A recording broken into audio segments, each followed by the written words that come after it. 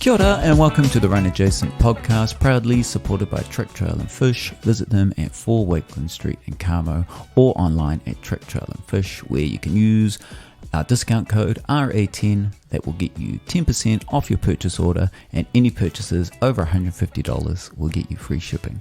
For today's episode, you have myself, Hayden, and Whangarei's fastest 10k road runner, Dwayne, co-hosting. Ooh. Oh, is that me? Yeah. Our guest today is Richard Ellison. Richard is originally from the UK, is a GP who used to live in Whangarei, but work commitments have taken him to Hamilton. Some of Richard's running achievements include the Kepler Challenge in 2022, where he ran a 6:02 in 17th overall. The Ring of Fire 78k, where he ran 10 hours 51 and came 8th overall.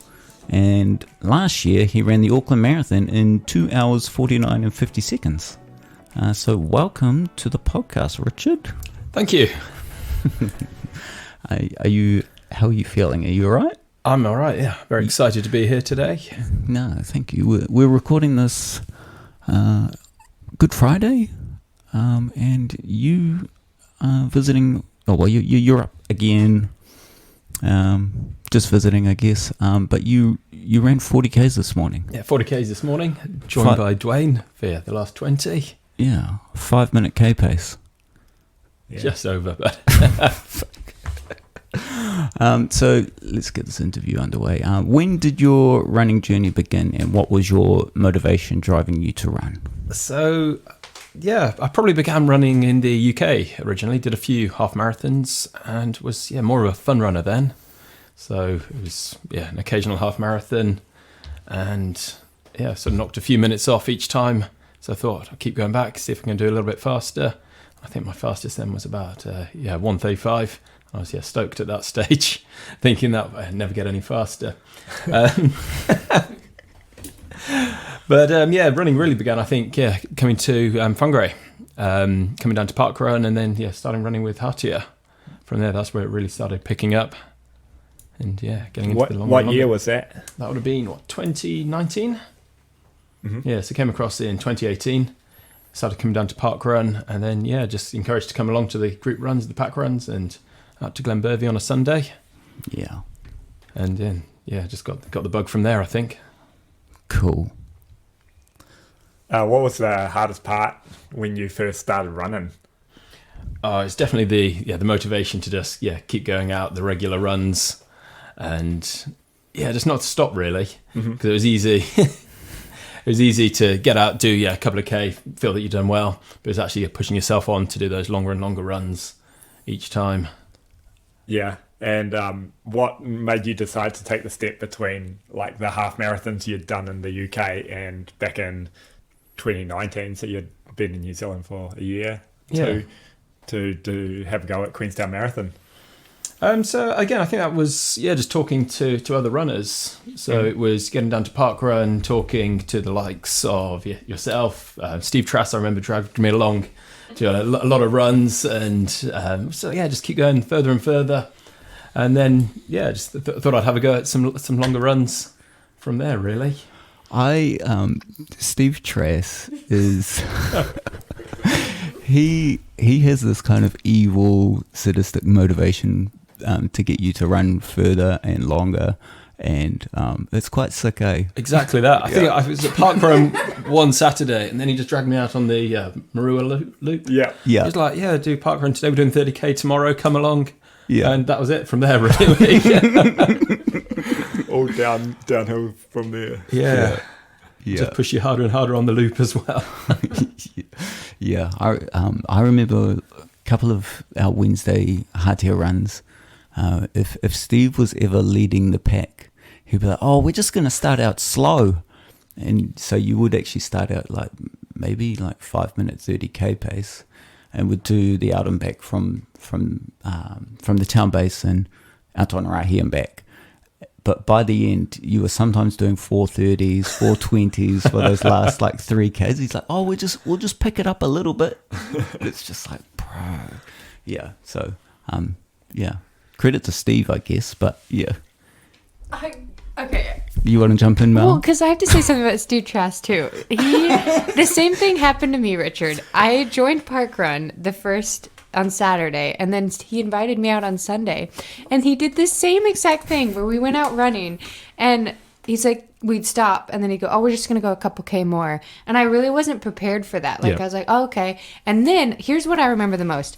It's just Steve and I at the end there, and we're running together, and he keeps telling me that he has a bum knee, and he's got to run a little bit slower down the hill. And so I thought, like, he was going to chill the pace back a bit, but he just kept ramping it up. And we were running, like, back then, I don't know if because I had it all in mile splits, but it probably was like 420s, 430s. Like, he was just flying down the hill, and I'm like, who's this guy with a bum knee who keeps saying we're only going to turn around next one and next one? It's, like, ridiculous. Yeah. But I love it.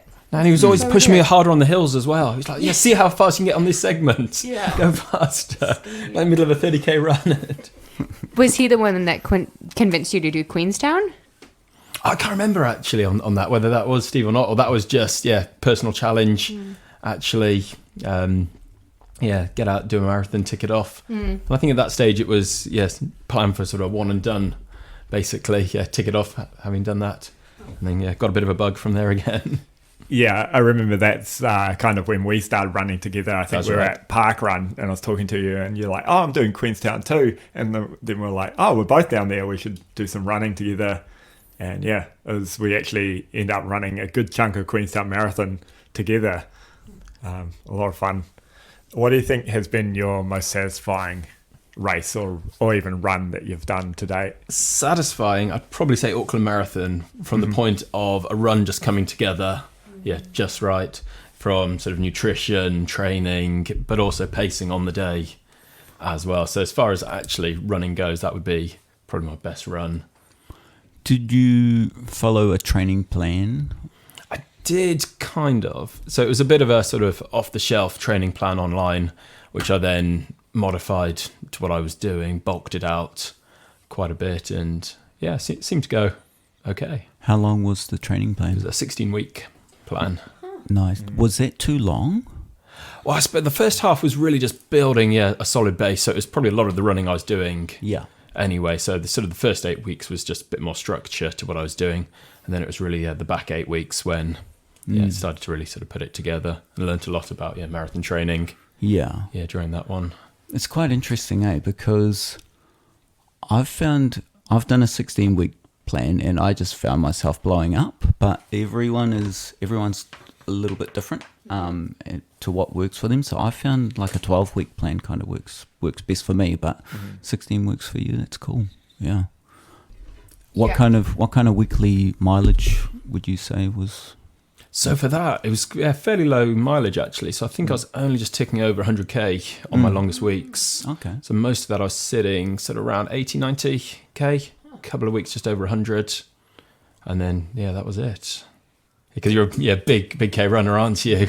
Yeah. I wonder about that, because I think if you're doing 16 weeks, like you're saying, Hayden, it's like, that's a long time. But if your base wasn't before that, and then you just pop up to like 120, 140K a week, then the likelihood of you burning out could be there. Did you ever think that? Like, this is 16 weeks, am I going to burn out? Or were you kind of like, No, I don't think so, because a lot of it was just my normal running anyway. So it was following that structure, but it was doing, actually the long runs I'd have been doing anyway those weeks. And, just putting a few more sort of workouts in along the way.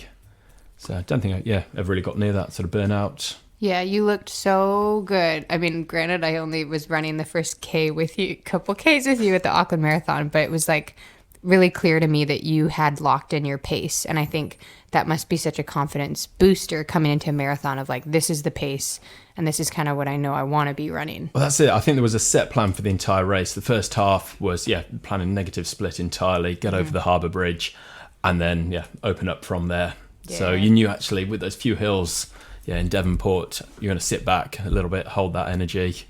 And then, so it was quite comfortable to begin with. And so was the sub 250, was that like the dream goal, or was that kind of just... It was the dream goal, yeah. So the real goal was probably low 250s. I think whenever I talk to anyone, sub 3 was what I tell them. Yeah, low 250s was the real goal, and then Yeah. trying to get just under 250 was that dream goal. So Yeah, snuck in with like only a few seconds to spare. Eh? no, it was sub 250. I don't know what you're on about. It's those half marathoners, right? They're in my way. No, if anyone asks, that's the answer. 2:49. Yeah. Yeah. So, just looking at your previous results, you did Queenstown in 3:33. That was in 2019, and you've also done Rotorua at 3:17. So to go from say 3:17 down to 2:49, that's quite the improvement. What do you put that down to? I think regular running is the answer on that, because that's probably 2019 is when I first started running properly. That was my first marathon, and then consistently kept the running up over that time, and I hope actually the results show that progression. But I think particularly between Rotorua and Auckland, a very different mindset on the training, putting in a lot more speed work in those sort of marathon pace sessions probably was the big step of difference from that. So actually understanding the training, what I was doing a little bit more, made quite a big difference. Nice. Do you prefer, for those like big sessions, do you prefer running solo or do you like running in groups? It probably depends what I'm doing on that. If it's an easy run, it's got to be groups. Yeah. All the way. Keeps the time moving. Stops you thinking about actually aches and pains and what's going on. But when it is actually putting in that marathon pace, probably on my own. Concentrating on what I'm doing. Yeah. But definitely find it easier with other people for long runs. Yeah, just random question. Now that you're based out of Hamilton, are you running with a club down there? Yeah, so running with Hamilton Hawks. Oh, cool. Down there. There's a few longer distance runners down there who get out regularly with. Yeah, they have a good road running reputation in New Zealand. So I imagine you would do quite a few group runs. Yeah, so they've got group runs, weekly. Sort of they have do sort of a speed session on a Tuesday, which they've got a coach who takes that. That's quite good. And then sort of a pack run on a Thursday evening. Yeah, missing sort of the equivalent of sort of the Glenbervie weekend long runs. But there's a group who get out. Yeah. Not many hills in Hamilton, I'm taking it. No, you've got to drive about half an hour in any distance, then you find one big hill to run up, and that's about it. So let's find a hill and keep going on it, really. Nice. Yeah, rolling hills are just great training. Yeah, such definitely missing that. Good training ground, rolling hills. Yeah, Rich, do you have any... how about any funny stories or dumb lessons? I've got plenty of dumb lessons, definitely. Most of them involve going the wrong direction, not looking at course markers. As I'm sure probably quite a few local runners remember. Those up in Whangarei will know Richard as Wrong Turn Richard from a few wrong turns on club runs. Most recently was actually earlier this year or last year at the Cougar Trail Run at the Cougar Mountain Bike Park down south. Yeah. Missed a trail marker and asked a steward which way I was supposed to be going.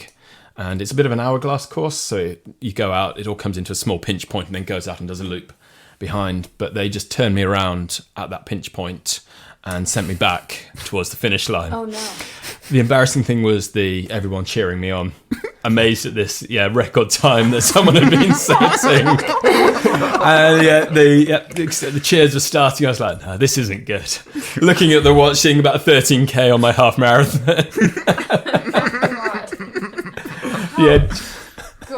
Just stopped there, walked in, couldn't go through the finish chute. Well, what happened then? Like, did you not go back out there and... No, that was it. That was my race for me, because you had to go back out up the hill again to get to where you were. So I just gave up at that stage.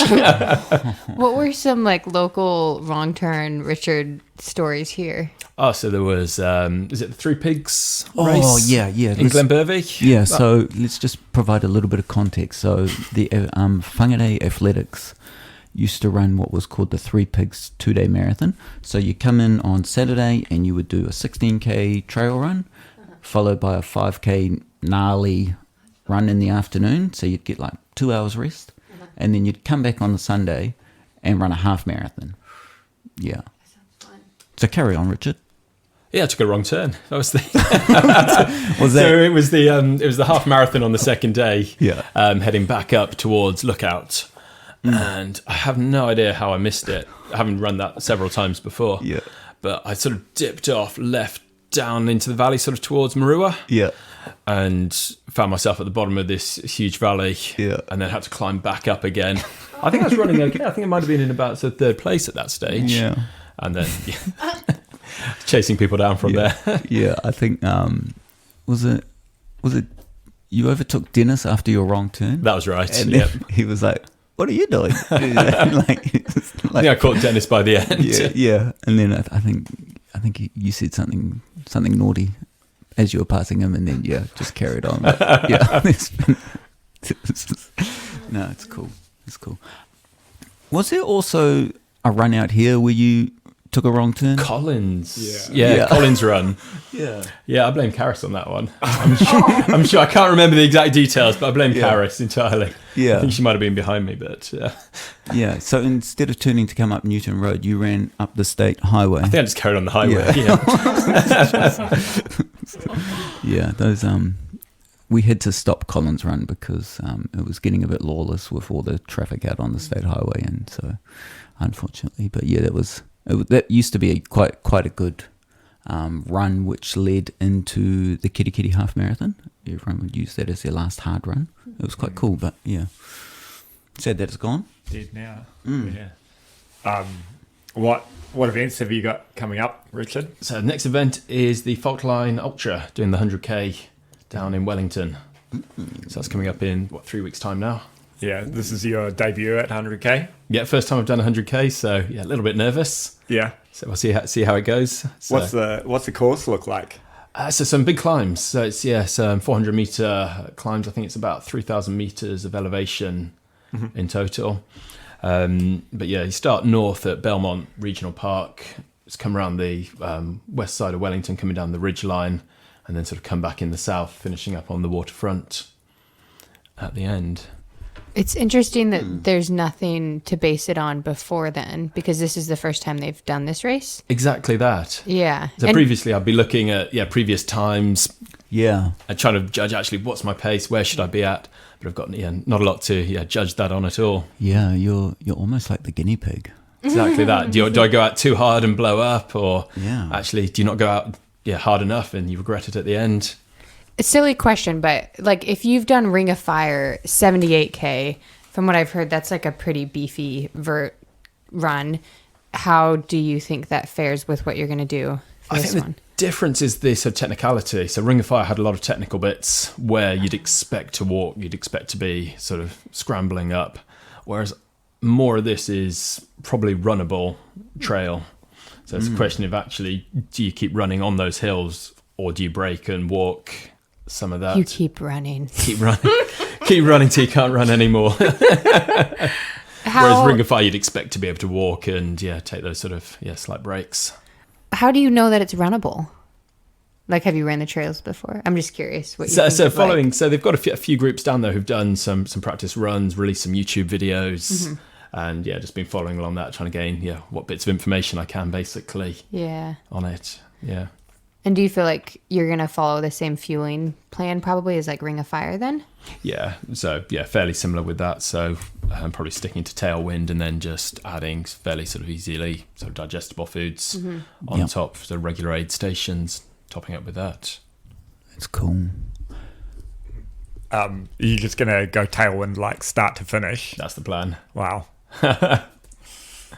Not for you. It's interesting too with fueling, because you said that with Ring of Fire you had to walk some of it, and so then you can think about from a fueling point, like, well, you probably could eat more food items versus liquid, whereas like if you're going to be trying to haul and run the whole way, then there is more of that, like, well, I can't be chewing on something while I'm I mean you will, but I don't know if that changes your plan at all.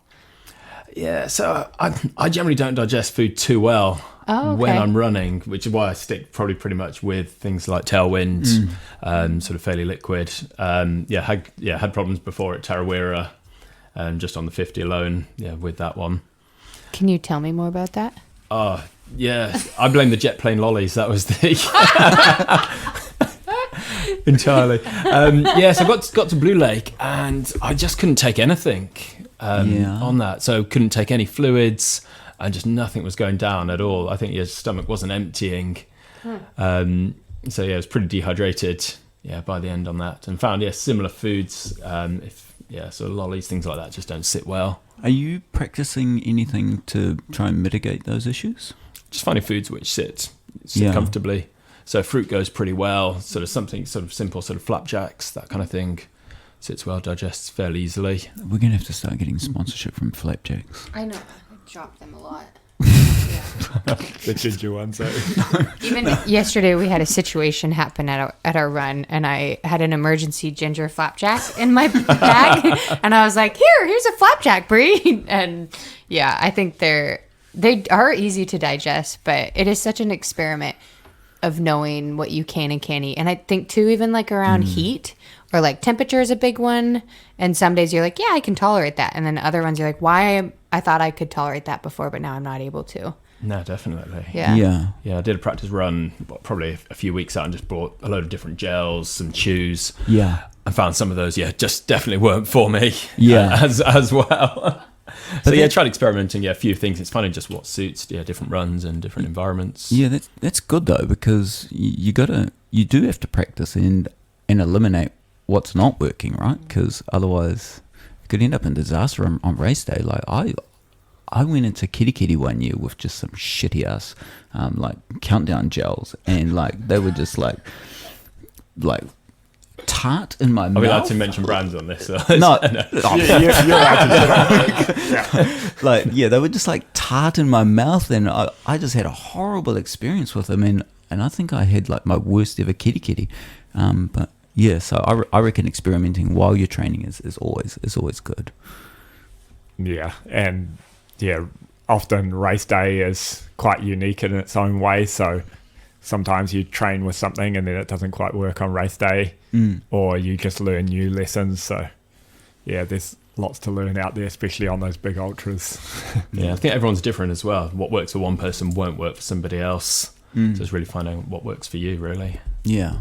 Are you going to rely on the aid stations out there? Yeah, definitely. So it looks like there's quite regular aid stations within sort of 10k.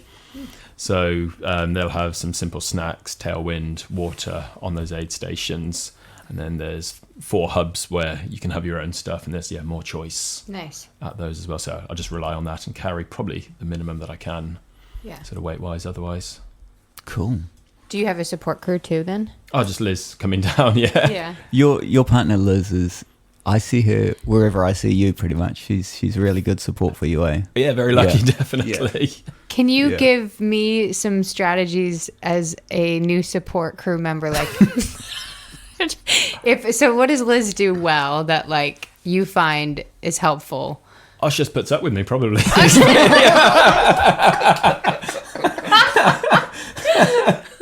Because I'm going to be so nervous when I'm crewing for Dwayne for the 50K, and I just feel like it can be a nerve-wracking job. Like, how is she stressed about it, or is she pretty chill? No, I think she's pretty chill. Oh, chill. that's It's nice. just anticipating what your runner might want. Yeah.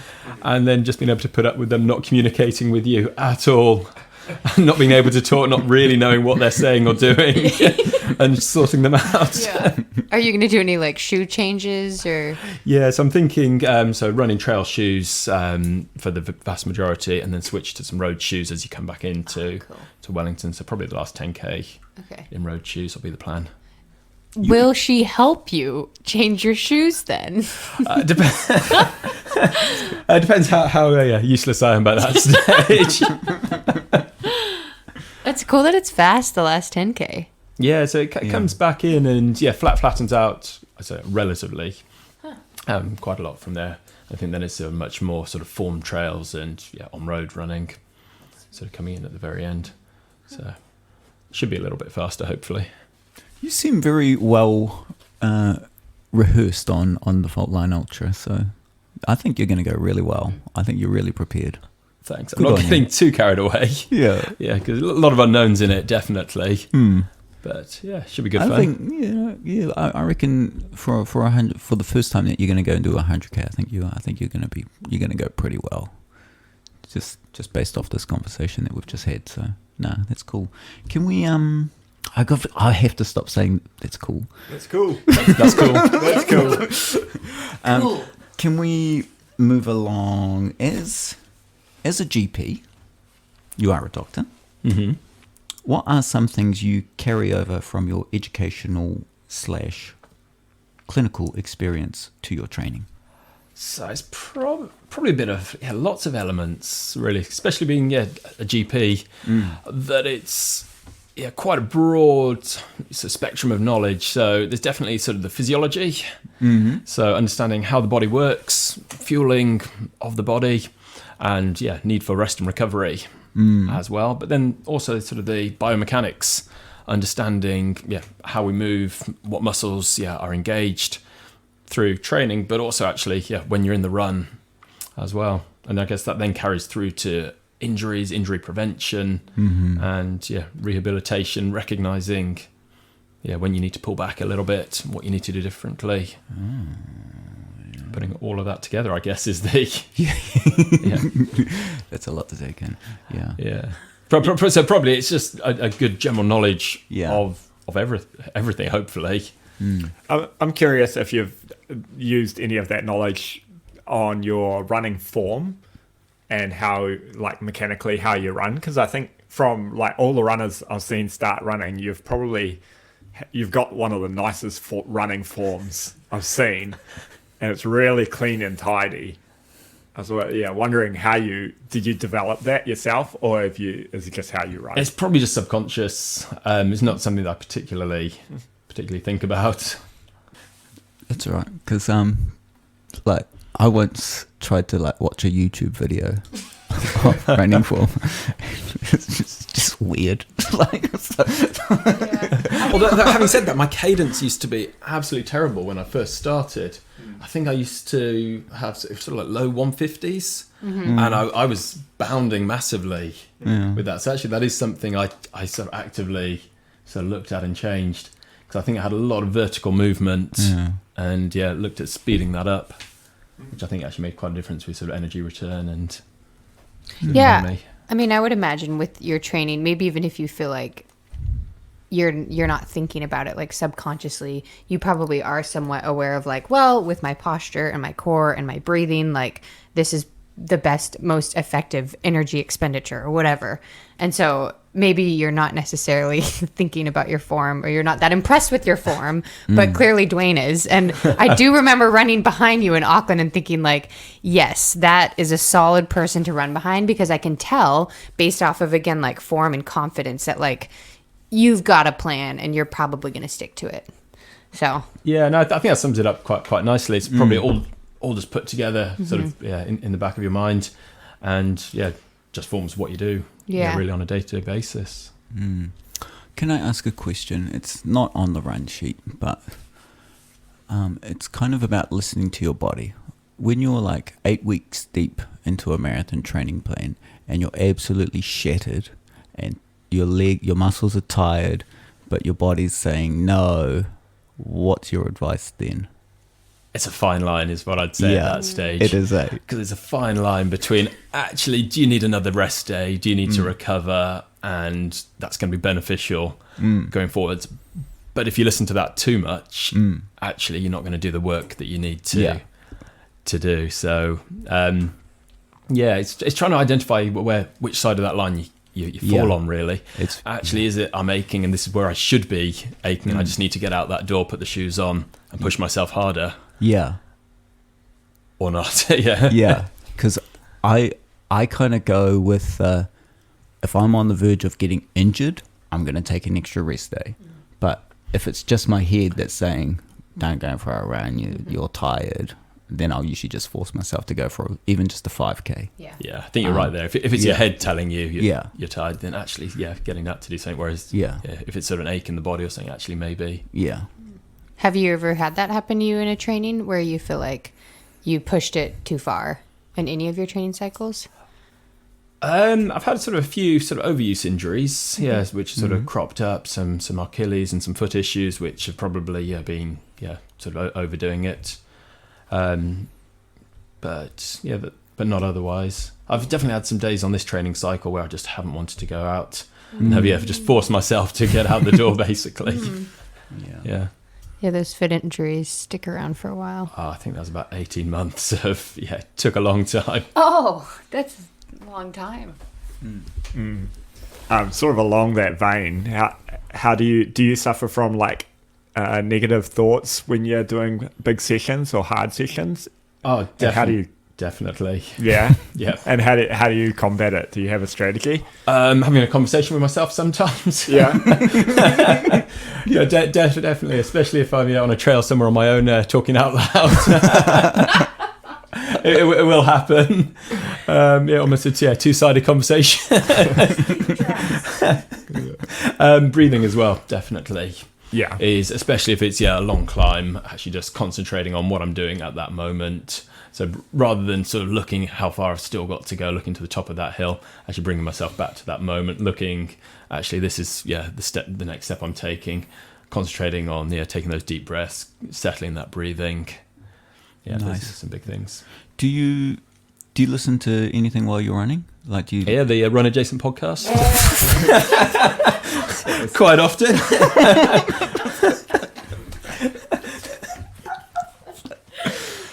Sorry, that wasn't meant to be a flag. Other podcasts are available. No. Sorry, I wanted to go into like my Spotify's been like overtaken by Spanish dance music, and so when I'm feeling negative, that kind of just picks me up. I don't know what it is about Spanish dance music, but I think I've been on the 90s one-hit wonders at the moment. Oh, yeah. There is research behind like changing cadence and changing breath based off of music, and so I think like there is a place for it. I don't. How do you feel about training with music? It depends what I'm doing. Definitely, if you've got the wrong song on as well, then Yes. then actually No, Katy Perry. No. that is not what I need now. But actually, if you've got a high energy, something with very high energy or fast sort of pace on it, and actually you're supposed to be doing an easy run, it's not necessarily the right thing. But actually, if you're doing a pace workout and the right song comes on, that definitely can sort of drive you on. And Yeah. But for long runs, often actually some podcasts or something just to pass the time. If it's I'm doing it on my own. cool. Can you tell me, what do you do for cross training? What kind of things? So cross training, Yeah. probably not as much as I should do is the answer. When I'm doing sort of building on a training cycle, I'll do a bit of weights at home. So sort of resistance bands, kettlebells at home, but no formal strength program. Otherwise, it's just sort of a bit of a self-guided couple of times a week. Home exercises really. That's about it. Bit of cycling, but that's a bit of stretching. Any core work? Yes, that was after Queenstown. That was probably the one biggest thing that I did start to introduce more was regular, because that really let me down in the last section, last 10k. Yeah. Well, actually, Rotorua I think did as well. Was the core giving way there. What kind of core exercises do you do? So anything from sort of planks, sort of V sit-ups, sort of kettlebell pieces that I'm doing. Yeah, so usually home stuff. Yeah. On that. You used to do a bit of CrossFit, didn't you? I did, yes. Oy. Do you bring any of those CrossFit sort of style workouts across? Yeah, so actually, a lot of the stuff I'll do at home will be sort of similar sort of exercises and sort of little programs I'll put together for myself, sort of the same sort of vein. Yeah, definitely.